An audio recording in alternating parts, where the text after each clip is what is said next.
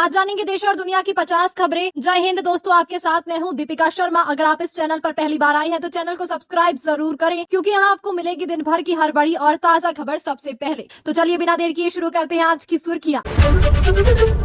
क्या राहुल गांधी को नेता प्रतिपक्ष के पद से हटाया जा सकता है? जानिए इससे जुड़े नियम और प्रावधान। संसद लाइव, लोकसभा में अभिषेक बनर्जी के बयान पर हंगामा, स्पीकर पर तमतमाई महुआ मोइत्रा। क्या E20 पेट्रोल के इस्तेमाल पर इंश्योरेंस क्लेम रिजेक्ट हो सकता है? सरकार ने की स्थिति साफ। सुप्रीम कोर्ट ने सभी राज्यों में प्रदर्शनकारियों के खिलाफ पुलिस कार्रवाई पर लगाई रोक। सुप्रीम कोर्ट की टिप्पणी, 20 जुलाई के CJP प्रोटेस्ट के दौरान जिसने भी जाति की उसे मिलनी चाहिए सजा। असम बाढ़ पीड़ितों की मदद के लिए पक्ष विपक्ष ने दी 1 महीने की सैलरी, एक पार्टी ने क्यों नहीं दी फूटी कौड़ी। धर्मेंद्र प्रधान के इस्तीफे का सीधा असर, यूपी चुनाव पर बीजेपी और योगी के सामने आई नई चुनौतियां। कॉकरोच जनता पार्टी के बाद अब दिल्ली पुलिस भी उतरेगी सड़कों पर, जंतर मंतर पर करेगी प्रदर्शन। अब किन राज्यों में विरोध प्रदर्शन करेगी CJP? प्रवक्ता आशुतोष रांका ने बताया विस्तार का पूरा प्लान। PM मोदी के जेन जी वीडियो को फेसबुक ने भारत में किया ब्लॉक, मेटा ने मांगी माफी, बताई गलती की वजह।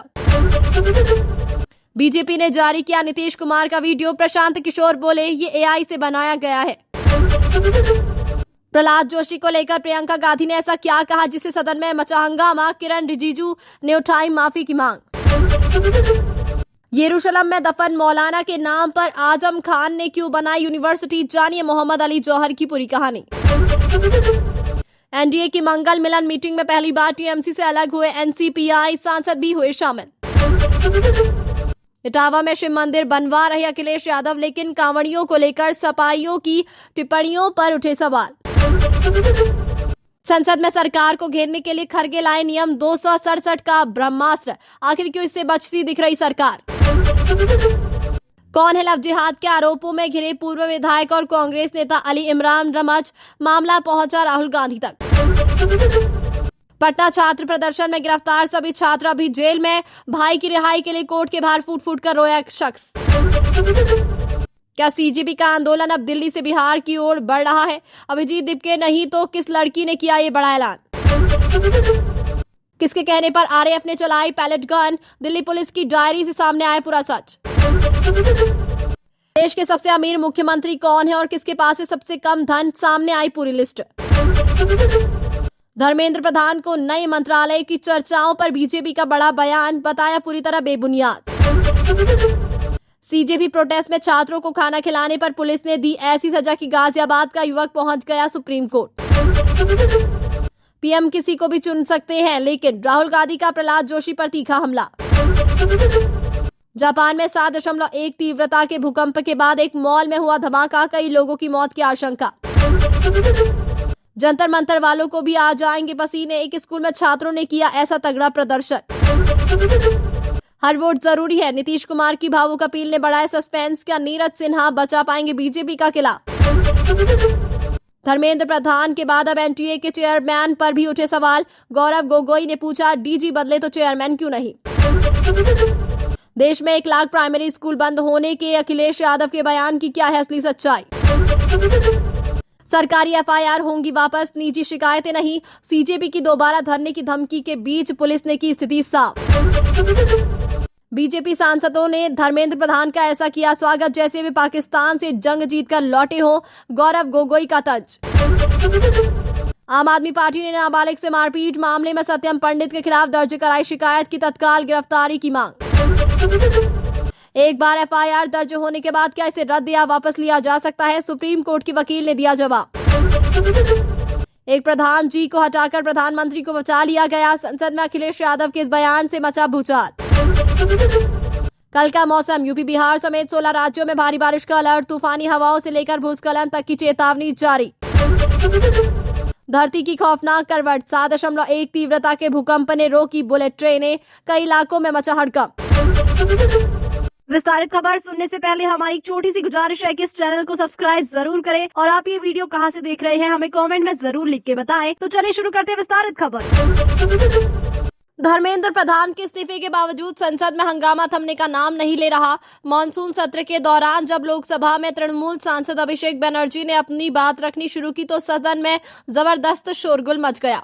इसी दौरान तृणमूल की ही एक और सांसद महुआ मोइत्रा स्पीकर के रवैये को लेकर बेहद नाराज नजर आई। उन्होंने आरोप लगाया कि विपक्ष को बोलने का पर्याप्त मौका नहीं दिया जा रहा। इसी बीच नए शिक्षा मंत्री प्रहलाद जोशी को लेकर भी सदन में बड़ा विवाद खड़ा हो गया। कांग्रेस नेता प्रियंका गांधी की एक टिप्पणी पर केंद्रीय मंत्री किरण रिजिजू ने कड़ी आपत्ति जताते हुए माफी की मांग कर डाली, जिसके बाद सदन में कुछ देर के लिए कार्यवाही बाधित रही। इसी क्रम में राहुल गांधी ने भी नए शिक्षा मंत्री की नियुक्ति पर सवाल उठाते हुए कहा कि प्रधानमंत्री के पास चुनने के लिए कई विकल्प थे, फिर भी उन्होंने प्रहलाद जोशी को ही ये जिम्मेदारी क्यों सौंपी। दूसरी तरफ समाजवादी पार्टी अध्यक्ष अखिलेश यादव के एक बयान ने भी संसद में हलचल मचा दी, जब उन्होंने कहा कि एक मंत्री को हटाकर असल में प्रधानमंत्री को बचाने की कोशिश की गई है। उनके इस बयान के बाद सत्ता पक्ष और विपक्ष के बीच तीखी नोकझोंक देखने को मिली।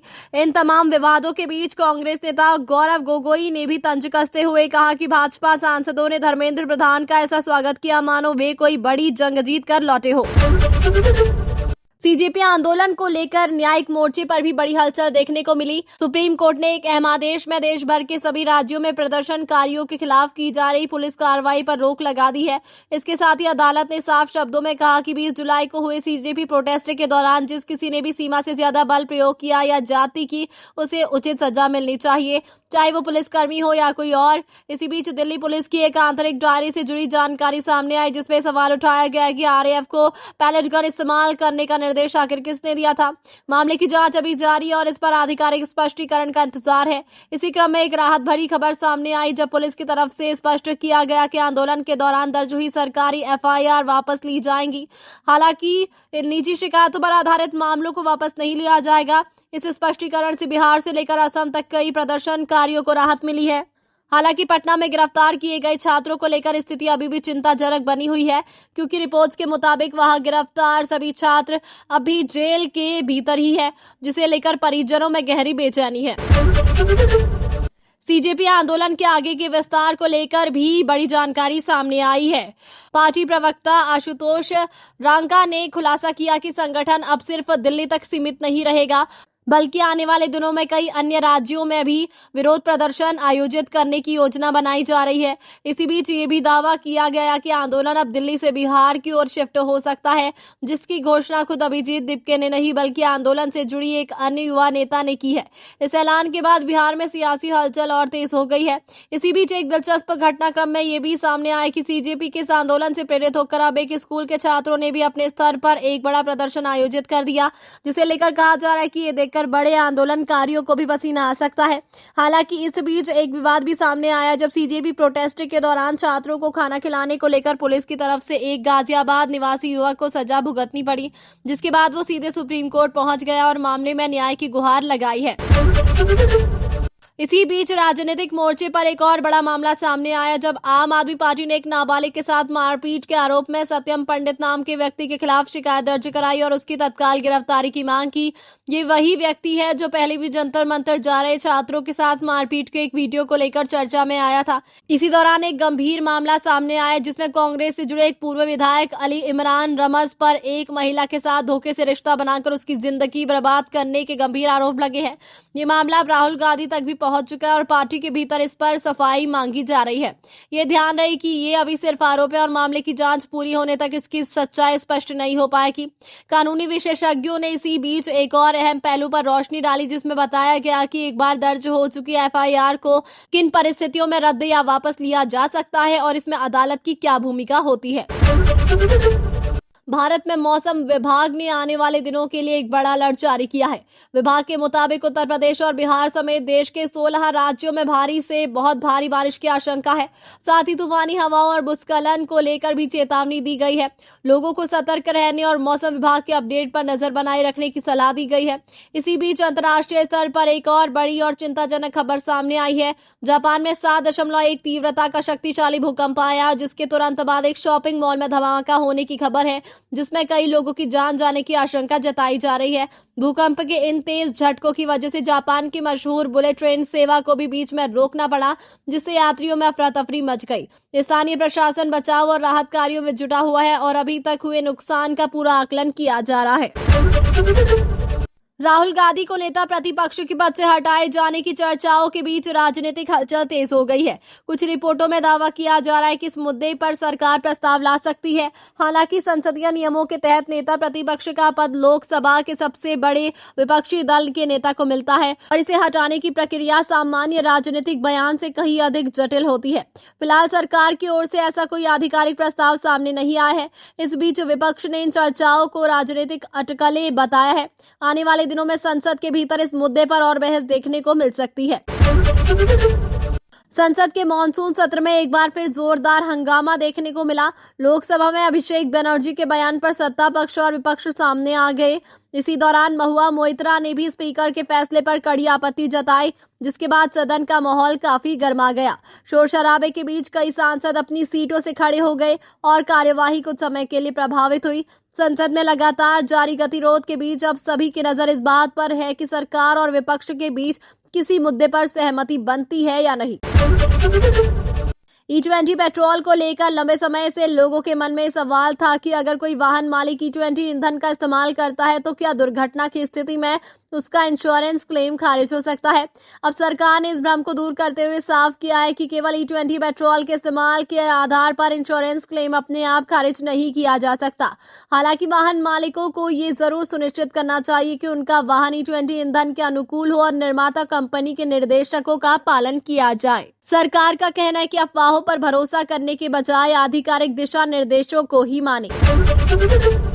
सुप्रीम कोर्ट ने सीजेपी प्रदर्शन और प्रदर्शनकारियों के खिलाफ हुई पुलिस कार्रवाई को लेकर सख्त टिप्पणी की है। अदालत ने कहा कि यदि किसी भी पक्ष ने कानून का उल्लंघन किया या जरूरत से ज्यादा बल प्रयोग किया है तो उसकी निष्पक्ष जांच होनी चाहिए और दोषियों के खिलाफ कार्रवाई भी की जानी चाहिए। कोर्ट ने यह भी कहा कि लोकतांत्रिक व्यवस्था में शांतिपूर्ण विरोध का अधिकार सुरक्षित है, लेकिन कानून व्यवस्था बनाए रखना भी उतना ही जरूरी है। इस मामले पर अदालत की टिप्पणी के बाद सरकार और पुलिस और आंदोलन से जुड़े सभी पक्षों की नजर आगे की न्यायिक प्रक्रिया पर टिकी हुई है। असम में आई विनाशकारी बाढ़ के बाद राहत कार्य तेजी से जारी है। इस बीच कई राजनीतिक दलों के सांसदों और विधायकों ने बाढ़ पीड़ितों की मदद के लिए अपनी 1 महीने की सैलरी दान करने का फैसला किया है। हालांकि एक राजनीतिक दल द्वारा इस पहल में शामिल न होने को लेकर सवाल भी उठाए जा रहे हैं। बाढ़ से हजारों लोग प्रभावित हुए हैं और राहत शिविरों में बड़ी संख्या में परिवार रह रहे हैं। सरकार और प्रशासन लगातार राहत सामग्री पहुंचाने में जुटे हैं, जबकि विभिन्न सामाजिक संगठनों ने भी लोगों से आगे आकर बाढ़ पीड़ितों की मदद करने की अपील की है।